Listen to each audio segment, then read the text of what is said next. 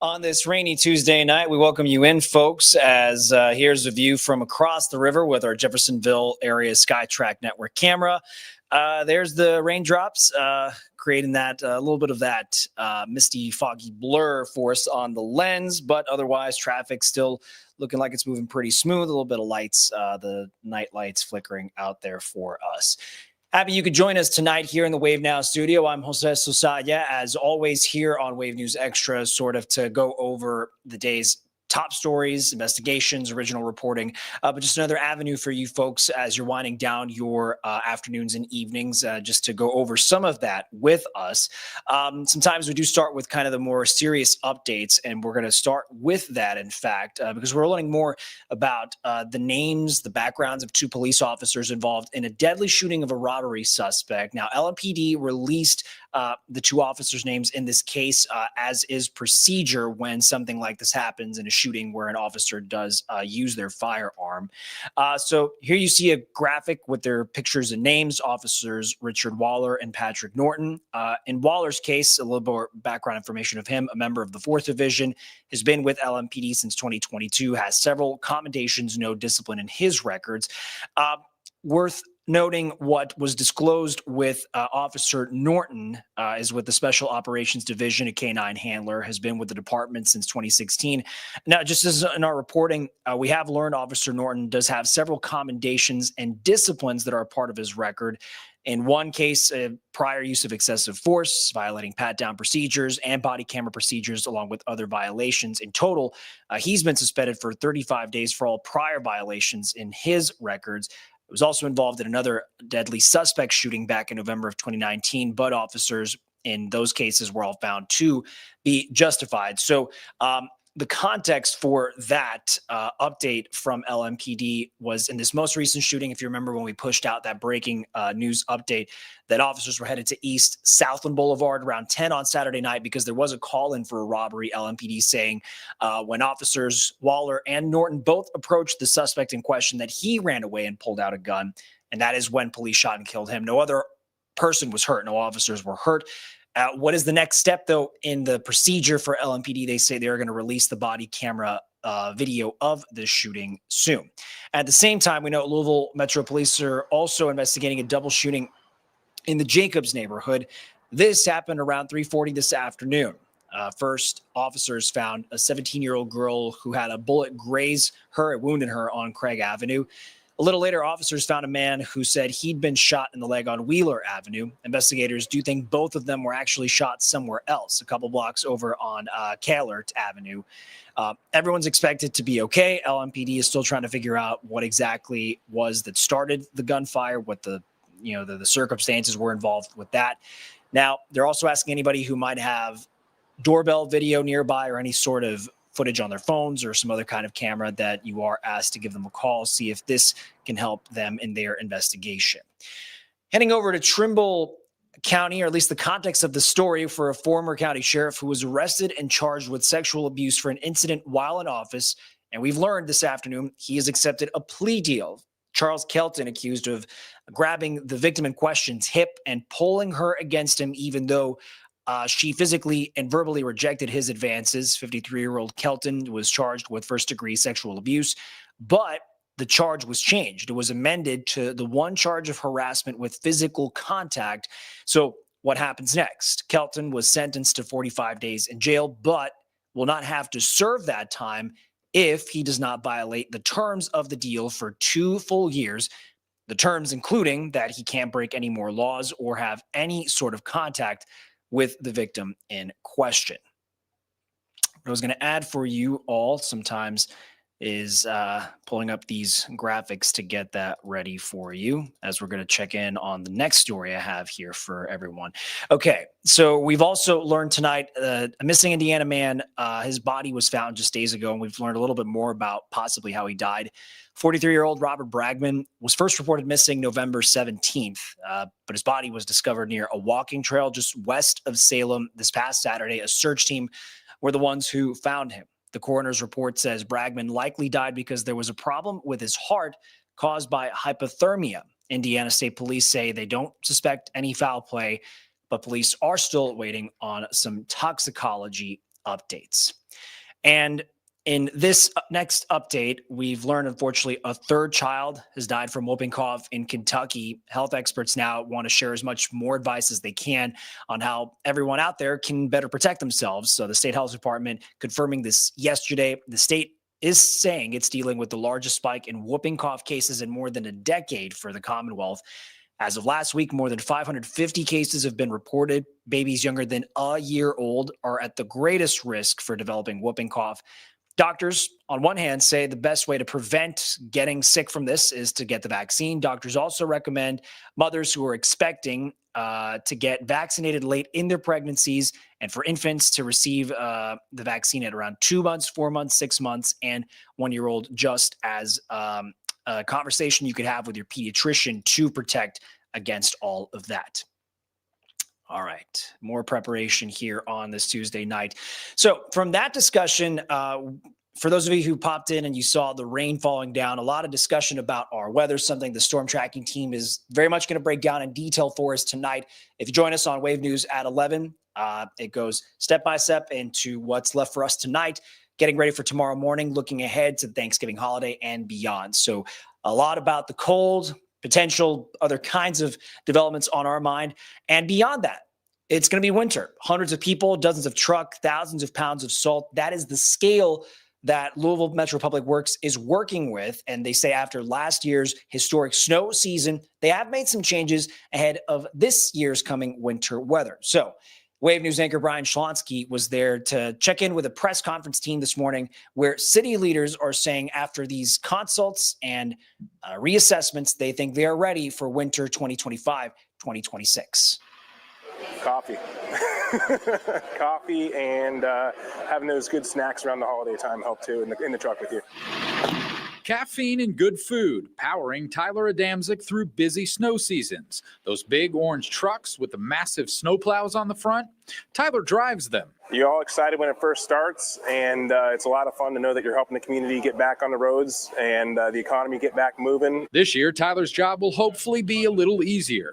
The city says after last year's historic winter weather events, they brought in consultants to review Louisville's snow program and find ways to make it better. We've updated our equipment, our routes. We've improved coordination and communication across our departments. New this year, 8 new dump trucks, 3 new pickup trucks, 16 new brine tanks, and upgrades to the actual snowplow blades themselves, making them sturdier for the future to keep them out on the roads longer.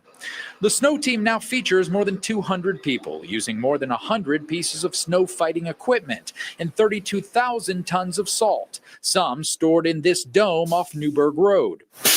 The Public Works team also plans to brine more this year, allowing the city to treat roads in advance. Brining is a liquid mixture of salt and water that helps prevent ice from bonding to pavement before a storm hits. Then there's this interactive Metro snow map. Wonder if a street near you is getting plowed? This map will tell you the status of all the roads they treat. If your street is not on the snow route, Metro won't plow your street. You need to make other plans.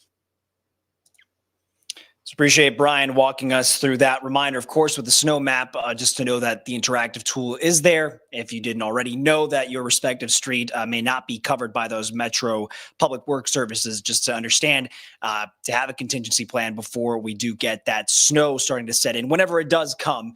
And rest assured, the storm tracking team will let you know, send those alerts straight to your phone when the time comes. And the mayor, in this case, saying the snow map has not been updated in more than a decade, but it does now include some new streets the city will plow. So again, worth checking. And as for highways, those are going to be treated by KYTC, not the city of Louisville itself.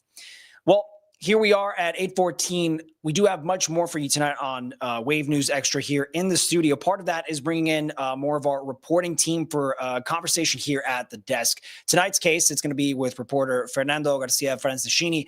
Fernando today getting an update on the progress to clean up any of the debris and the troublesome crash site caused by the UPS plane crash or the explosion. And at this point, just sort of the wait and see aspect for a lot of small businesses, the local businesses along Grade Lane, that zone where the plane, so tragically crashed, and trying to course correct, but it never did. And so understanding where things are, why Metro emergency management leaders saying in one case they're ahead of schedule, and giving you a visual representation of what is going to be open this week and what still has to be worked on by UPS contractors to make sure that those workers, at least the companies themselves, have access to their respective offices. So we're going to have that for you coming up next after this commercial break on Wave News Extra.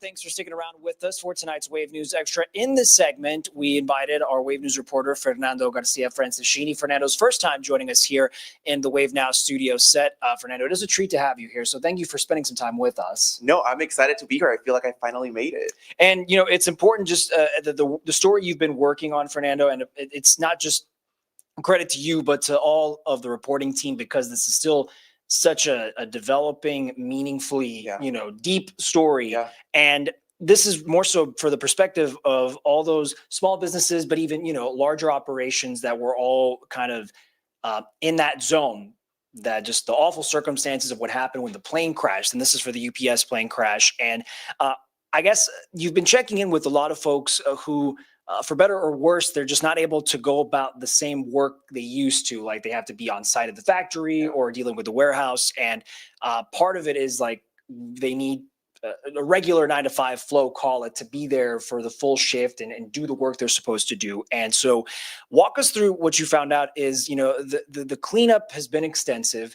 There's been progress. Yeah. It's just that we know there's much more still left to it. But there's stages to this. So if you can, walk us through what you found out today, what you heard from the leaders involved, and where things stand. Yeah, well, I mean, I think for these businesses, it has been a long and hard couple weeks.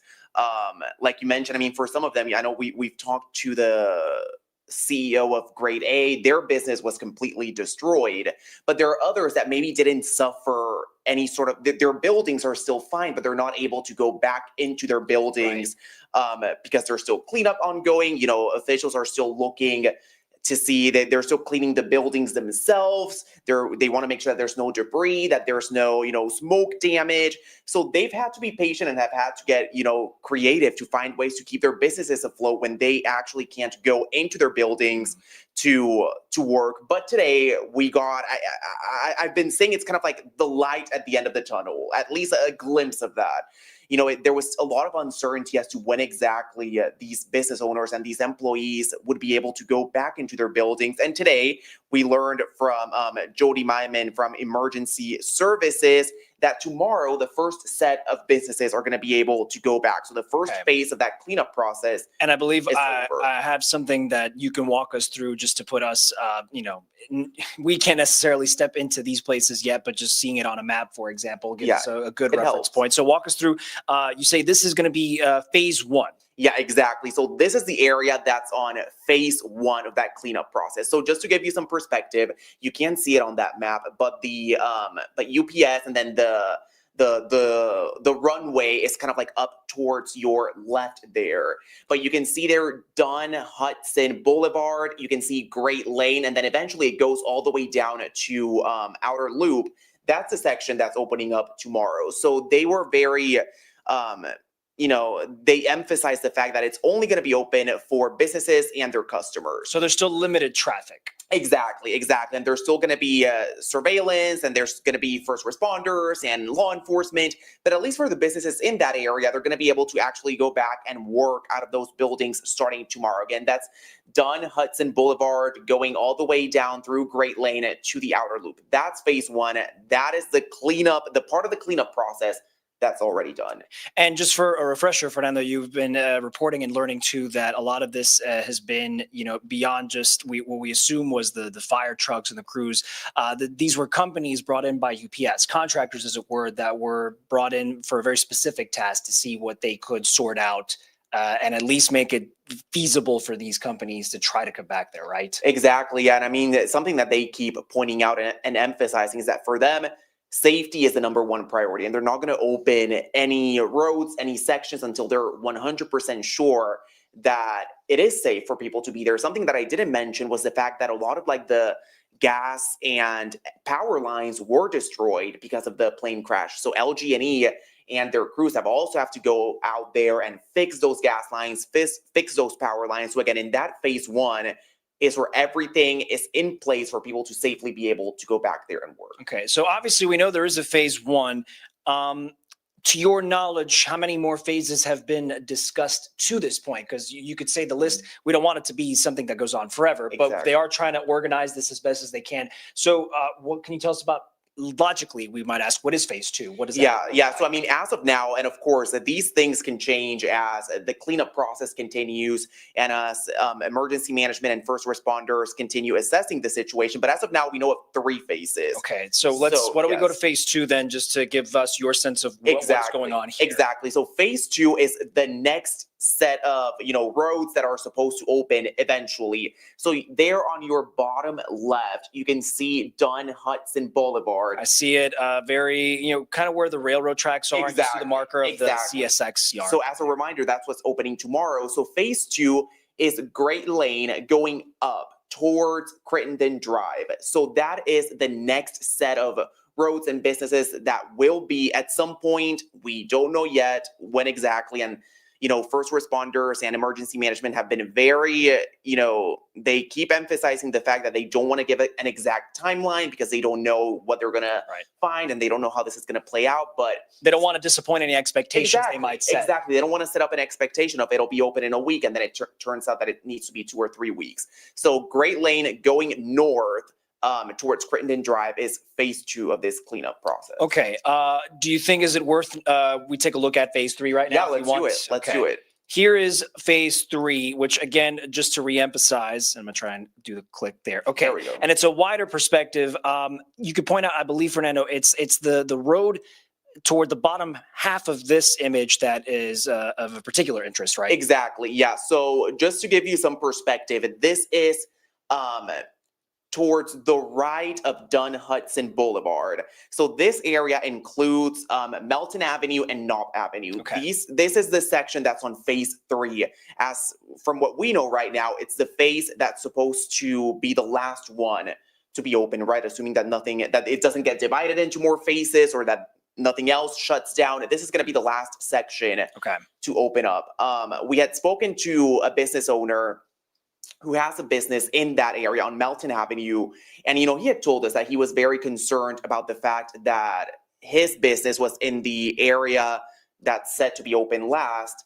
And he had been told by some sources that it may take months and months for that to reopen. Today, again, Jody Myman with Emergency Management said, hey, there's a lot of rumors going out. Don't believe everything, everything you're hearing or everything you're seeing. If it doesn't come from us, it's not official. And again, they say that they're moving quicker than they thought they would. So it may be, we still don't know if it's going to be a couple of days, a couple of weeks, but at least from what we're hearing and from what business owners are seeing and what emergency management is reporting, it seems that it's opening up at a quicker pace than they had originally anticipated. Which, for all intents and purposes, is a sign of progress and positive work that, at least as far as EMA is concerned, and not that they have to be there for every single operation, but you have to get this information to them so that they can relay it to the public and to us to say things are either on track, they're on schedule, maybe they're lagging behind, or they're ahead of schedule, which in this case they did let us know. What's something as far as, and I know you were there to listen to what Jody Myman was explaining, as far as some of those things to calm people's anxieties a little bit more so today. What's something that you wanted to play for us as far as Jody was describing? Yeah, I think we got to hear a little bit more about what are the challenges that they are facing right now in this part of the cleanup process. He went into it a little bit this morning, I think in an effort, to give an idea as to what is it that's maybe why they had to divide it into phases and why some parts are taking a little bit longer. So if we can listen to that, I think it would be very informative. An example of that is the contractor that's picking up the aircraft debris. They're getting into a location where there's a lot more of it, and they're bringing in extra personnel so that they can overcome and it doesn't slow them down. Obviously, the weather has affected it, but like the mayor said, there's hundreds of contractors that are on site working daily to get these businesses back in. The Community Resource Center. And so we're fading a little bit of Jody Myman's comments right there. It was interesting too, Fernando, for him to point out that, you do have to factor in what the weather could be like at this time of year. And, we talk about that every day with the storm tracking team, but to say, if we're paying so much attention to it, you have to believe the Metro and that EMA are doing the same. And those contractors, it's like, we can't really do the best job if it's raining or snowing, and that maybe also compromises the speed that we can do the work for, and the ultimate goal to get people back into some semblance of normal for their businesses. Yeah, I mean, you have to remember that, for example, like these LG&E crews are working with power lines, with gas lines. When it's raining, thankfully we haven't seen much snow at all this season thus far. But if it's snowing, if it's raining, if it's windy, those are things that can contribute and that can make the restoration process dangerous for these crews. So they have to take all of this into consideration. For example, today, it's been rainy today.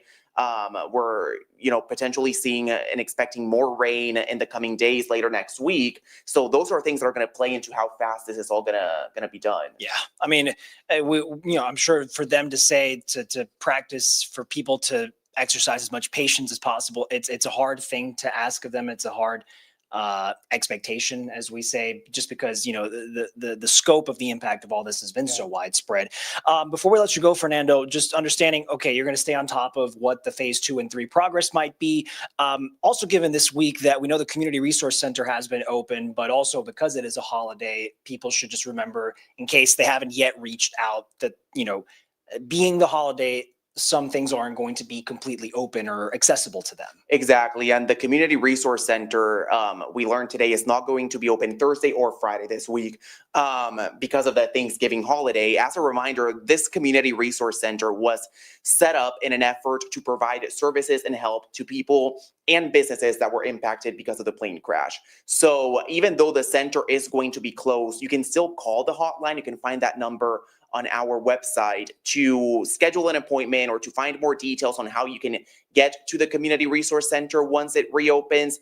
As a reminder, you do have to make an appointment before showing up at the Resource Center. And the reason behind that is because they don't want people to gather there to, they want to be able to have the space and the time to dedicate to everyone. You don't want the funneling necessarily of just so many people maybe feeling impatient or exactly. And I don't want to say the word desperate lightly, but just sort of like when these workers, these liaisons and the groups are trying to funnel through and organize, okay, who might have requested an appointment first. Exactly. They want to have some semblance of organization. Yeah, exactly. And I mean, these people are going through a horrendous time in their lives. I mean, it's hard to even imagine mentally, emotionally what they're Yeah. going through. So they also want to make sure that those people have some privacy as well. For sure. Fernando, thank you so much for coming by here. I always will wrap things up by making sure, in case you have not been able to follow Fernando's work, it's excellent stuff. Just so they know where to find you, those best handles, emails, addresses, contacts for folks to connect with you in the Wave News reporting team and the community. What are those connections? Yeah. On Facebook, you can find me, searching my name, Fernando Garcia Franceschini. It's a hard spell. So if you need any help, visit our website, wave3.com. And then on Twitter and Instagram, it's Fernando GFTV. Easy enough. Excellent. Simplicity sometimes does help us Yeah. too. So, Fernando, barring, of course, the context of the story, it is always good to have you here in the Thank Wave you. Now studio to break things down. I'm sure you're going to stay on top of this, course. as the community will also want to see, how we're able to climb out of this really deep and tragic position, but just to sort of find that redemption, resurrection, just sort of building back after. a pretty awful Exactly. tragedy. I'm sure we're going to have a lot of stories of resilience and people coming out successfully on the other side, and we are excited to share those stories. And also, I mean, we're sharing their struggles and their hard times, but we also want to share their success stories once this is all said and done. Absolutely. Well, Fernando, thank you so much. Thank We're you. going to take a quick break right now, and we'll be right back with much more Wave News Extra on the other side of the break. And as I set up the trigger to have that do that, make sure to follow Fernando. We'll be right back.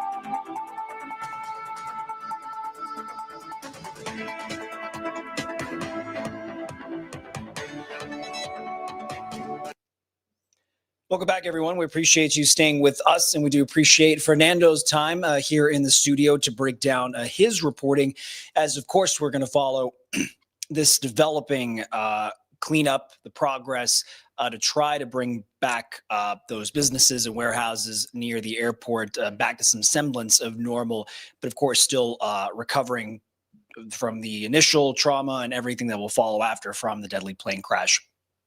Now, looking ahead to the next couple of days, most of us are going to have, those visions of spending some quality time. Maybe it's a holiday with a little downtime for you, and for others, Thanksgiving travel to spend time with brothers, uncles, aunts, grandparents, and you can spread the whole family out. To that point, travel experts are expecting this is again going to be another record travel season for the next couple days, spreading into the end of the weekend. And they're attributing this to a combination of pent-up demand, so a lot of people wanting to do this, and now the end of what was the longest government shutdown, people loving to spend the holidays together. And that always means enduring those crowded flights, if you're flying, or the heavy traffic, depending on the time of day you choose to start that road trip. You might be surprised to find out just how many people this year are on the go. That's why tonight, Wave News reporter David Mattingly wanted to talk to a lot of travelers about what is on their minds as they're about to hit the road. It's time to fly for the Thanksgiving holiday. In less than 2 weeks since the end of the government shutdown, we find passengers who were once thinking about canceling, now just thinking about getting there. I just want to be safe, but it looks like everything's going to be okay now. The FAA predicts the busiest Thanksgiving travel time in 15 years, with 360,000 flights scheduled. 52,000 flights on this day alone, as passengers prepared to be patient. I think it's going to be more crowded. I think people are rushing for the holidays. We happen to be going back, but I think most people are going out. So I think it'll be, they said 7 million people will be traveling. So we picked a good time. Well, I'm sure there'll be some delays because my flight has already been changed 3 times. Yes. But I have none but time on my hands right now, so it'll be okay. AAA says a total of 82 million people across the country are now on the move. 73 million of them are driving, a new record. I don't even know what to say to that. That's a lot of people. Yes, sir. But no, I'm stay home and go back to work Friday. The worst time to be driving? Between 11 a.m. and 9 p.m. AAA's best advice is to leave early and expect delays. That's enough to make some skip the road completely for a Thanksgiving close to home. Any thoughts about traveling outside of Louisville? No, not this year. Why not? Because of the traffic and the weather. Very simple explanations there are thanks to David. And as far as the volume for air travel out of Louisville, it is going to be about the same as last year, according to the Airport Authority sources and those estimates as well. So for the traveling through the skies crowd, curious to see how new technology might make that experience smoother, but also to make sure the stuff they're putting in their luggage, all their valuables, their clothes, that's going to be tracked. And there is a closer look tonight at some new AI technology expediting how our luggage gets from one plane to another. If you have to have that layover, of course, most people would prefer to have that direct flight, but for the one-stop layover to make sure those get transferred A, correctly, B, quickly. Airports are hoping, again, this makes it to the final destination without getting stuck in luggage purgatory. So tonight, a package from reporter Tom Costello at Reagan National Airport with more on how this new AI is being used. Let me give you your gate pass, okay? Early morning at the world's busiest airport. Bags are hitting the belts, planes pulling up outside. Passengers heading to their gates. You have more than 2 items. Please consolidate before you are crossing the boarding area. Thank you. And Michael Davis is on the ramp.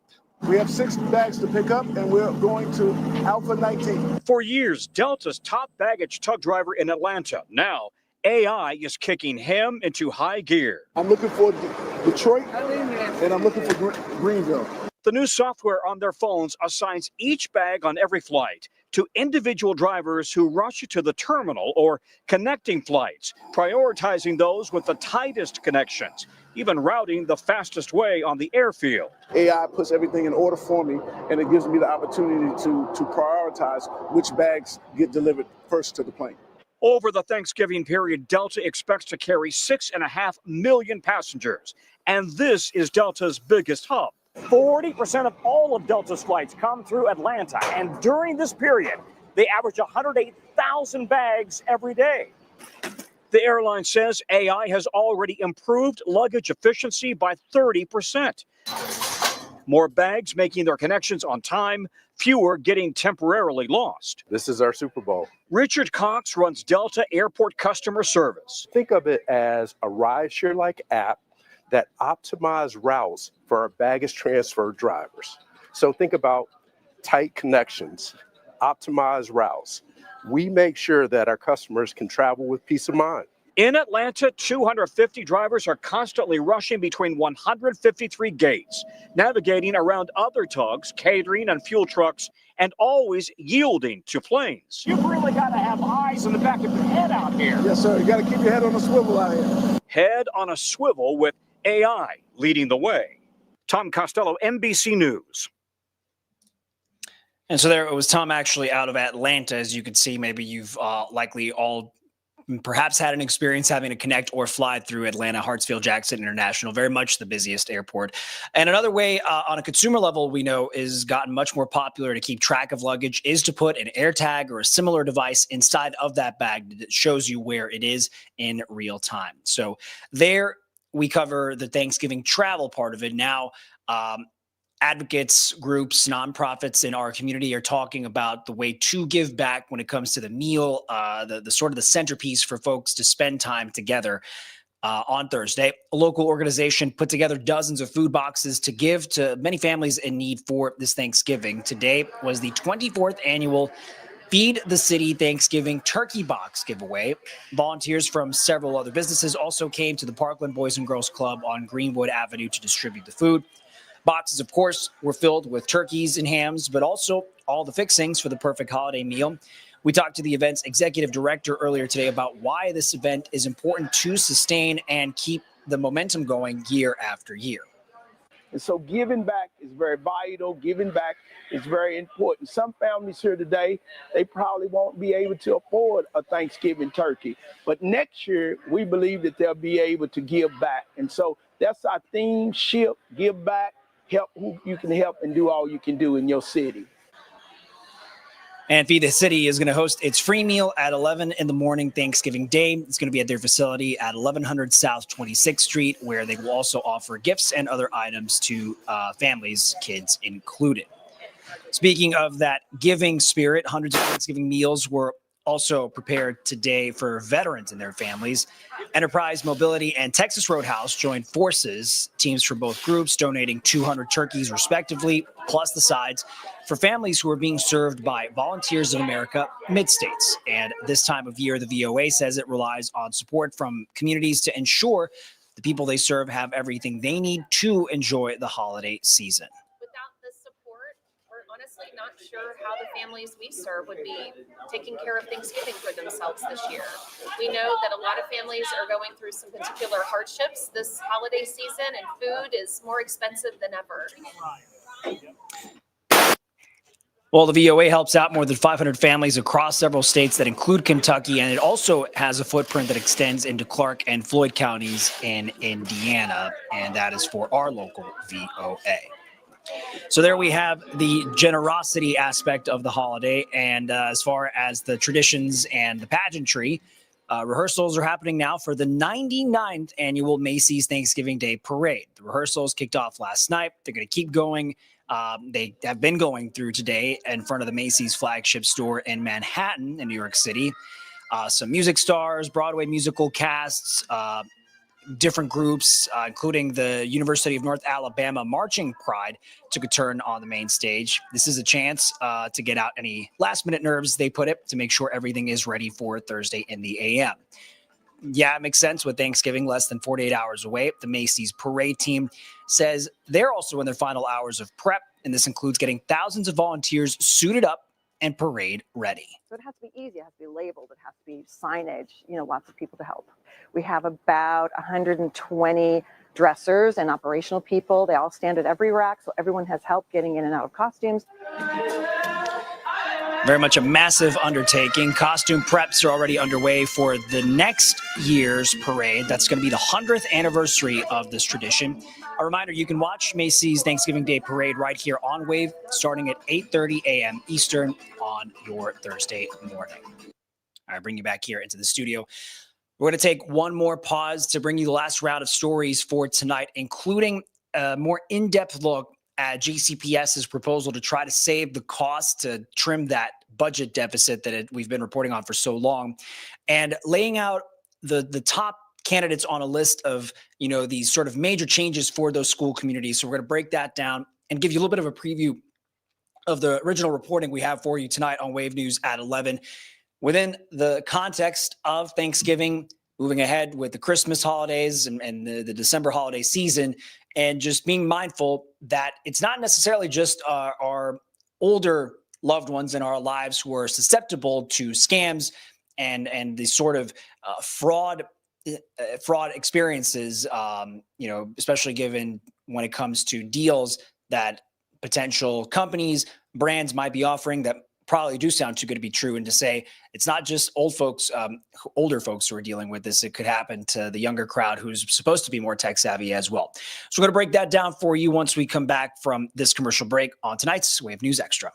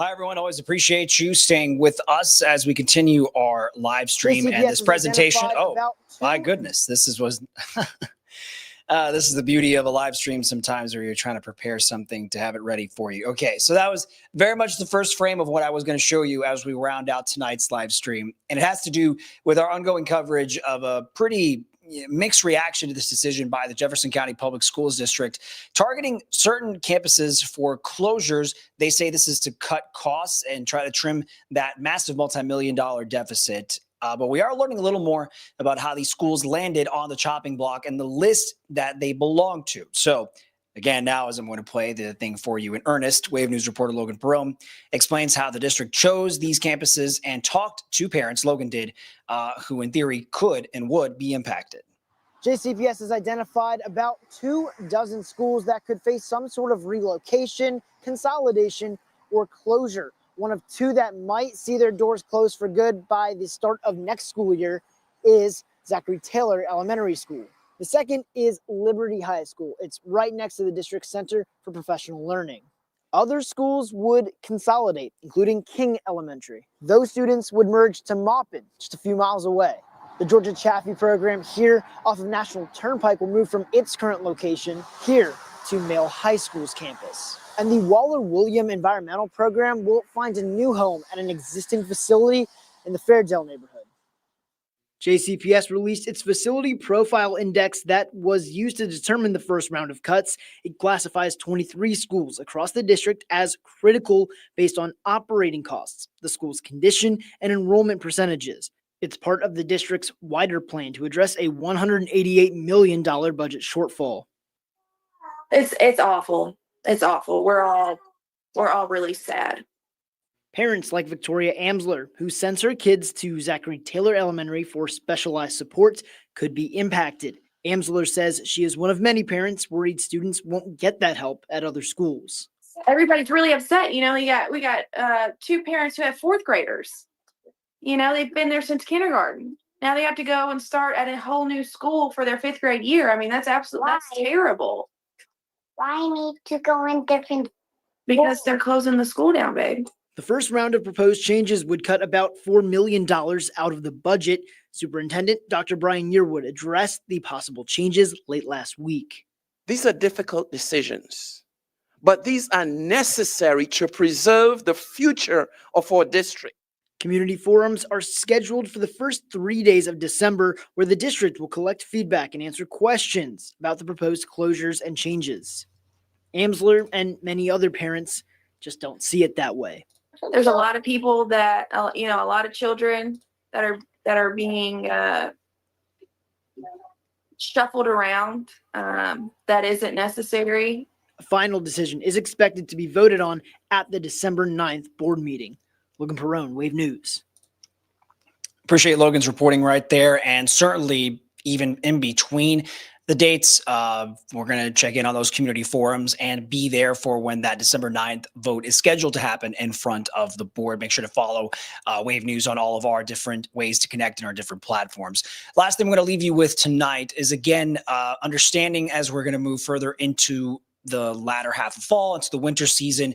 In the context of holidays, the back half of this week in particular into next is a prime season where groups like the Better Business Bureau track an uptick in scams. They say this is a pretty ideal opportunity, a mini season, as it were, for scammers to make consumers think that the deal they're offering is actually not too good to be true, that they should, bite on that bit of bite on that bit of bait, as it were, and hoping that they will take it hook, line, and sinker. And so that's why tonight, Wave News reporter Julie Richardson wanted to check in with our local BBB consumer watchdogs, going over those trends. And in this part of Julie's conversation with our local BBB's Whitney Adkins, discussing why even younger, more social media savvy shoppers should start paying some closer attention. So here's part of Julie's conversation. Have you seen any specific age groups being targeted or any honestly, I know that there's some on TikTok and stuff that honestly it's we're more young seeing, people. we're seeing a rise in the younger generations being scammed because they are typically the most online, and yes, they are in general very savvy when it comes to tech or being online in general, but that just means they're being hit more often with online scams, and these scams are getting easier and easier to fall for. Again, they often look legitimate, they look real or professional. So, and what I always tell folks, what BBB always tells folks is age doesn't really matter when it comes to getting scammed, because we see it happen to 18-year-olds all the way up to 90-year-olds and everyone in between. Everyone and anyone has the potential to fall for a scam. So we all need to be prepared, and instead of thinking, oh, it won't happen to me, I would never fall for that. Are there any tips that you would say, even some, because people are getting really good at making it look real. Yes. Any other tips for, I don't know, just in general? Yeah, sometimes, if it's an AI generated video, if you look closely enough, you'll see hints that it's not real, whether there's something off about the appearance of the person, or, we've all seen the one where that person has more fingers than they should, or there's just some little errors there. That can be a big clue that you're dealing with AI, but not always. Again, they can look very convincing. So what we often tell folks is, especially when it comes to shopping, if it sounds too good to be true, if it's a sale that you cannot believe, especially on big ticket items, popular items, things that are hard to get, it sounds too good to be true because it most likely is. It's most likely a scam looking to get your money. So again, just to be aware when you're shopping online, you don't know who's on the other end of that ad or that website. So it's always best to do your research first before clicking buy. Read the reviews, look the company up. Doing a little bit of work ahead of time will save you a lot of headaches in the long run. And our thanks to Julia for having that conversation with Whitney at the BBB. Julia's full report, by the way, make sure you tune in to watch that at the very top of tonight's 11 o'clock newscast here on Wave News. And for the latest updates on all of our original reporting, updates to pretty serious stories and investigations, all there at your fingertips on the wave3.com homepage, always updated by our digital team. And they are also the ones in charge of making sure those updates get to your phone. So make sure to toggle those settings on your smartphone through the Wave News app, through the Wave Weather app as well, because we're going to be discussing just when we'll be able to discuss a bit of a dry period after Tuesday's rain. Looking forward to discussing temperatures on this Thanksgiving and Black Friday. And so Chief Meteorologist Kevin Harnett also going to break that down for us, the storm tracking team working hard to get you that information. So you just know how to prepare for spending your time together with those you love. Again, folks, here we are in the Wave Now studio. Great ways to connect and tune in, as you are doing right now, is on the Wave Now app on your Apple TV devices, Fire, Roku sticks as well, connecting here with our YouTube audience, Facebook, Twitch, and X, who do leave their comments, of course, which you're always free to do sometimes. See a shout out from folks in Brazil, it might appear, and perhaps those who have not had necessarily the most positive experiences with the BBB, but perhaps just hoping to know that these are the resources we do connect with and the sources and the information we're just trying to relay and make sure you get the best information out there, to go about your lives and your day. Would be remiss if I didn't also say, for the folks who wanted to spend time doing exercise, spending time together on this Tuesday in the rain, pickleball seemed like a pretty good idea. So thank you, folks. Indoor pickleball was the play to make. All right, folks, I'm Jose Sosaya in the Wave Now studio. We'll see you back here tomorrow night at 8:05.